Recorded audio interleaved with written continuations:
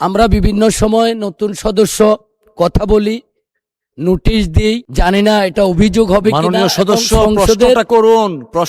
প্রশ্ন করে ফেলছি, ধন্যবাদ দিয়েছি।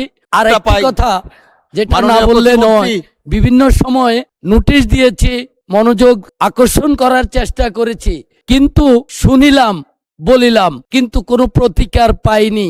11 বার প্রথম অধিবেশনে বলেছি, ডিউ লেটার দিয়েছি, মাননীয় প্রতিমন্ত্রী কোনো জবাব দিন, দয়া করে উপকার পাইনি। বসুন সদস্য। মাননীয় স্পিকার আপনাকে ধন্যবাদ। মাননীয় স্পিকার, আসলে আমাদের বিগত দিনের অভিজ্ঞতা যেটা বলে যে বিগত 17-18 বছর ধরে বাংলাদেশের হিস্ট্রিতে যেটা দেখা গেছে যে আমরা অনেক বড় বড় কথা বলেছি কিন্তু কাজ করিনি। সে একটা শঙ্কার জায়গা সকলেরই আছে, এটা আমরা বুঝি।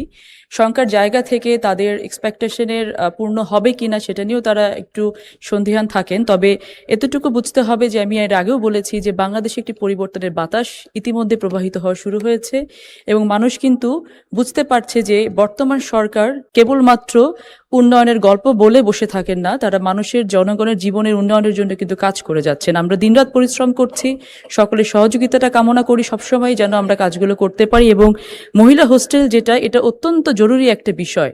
এবং আমাদের নারীদেরকে যদি দেশের জনগণের মোর দ্যান 50% হচ্ছে নারী, সেখানে কিন্তু এই নারীদেরকে যদি আমরা এগিয়ে না নিয়ে যেতে পারি, তাদের জন্য যদি আমরা নিরাপত্তা নিশ্চিত করতে না পারি, তাদেরকে যদি আমরা মেইন স্ট্রিমে জায়গা করে দিতে না পারি, তাহলে কিন্তু আমাদের জন্য আসলে এগিয়ে যাওয়া খুব কষ্টকর হবে। সেখান থেকে আমাদের মন্ত্রণালয়ের যে আগ্রহ বা চেষ্টা, এটা অত্যন্ত আন্তরিকতার সাথে আমরা করে যাচ্ছি।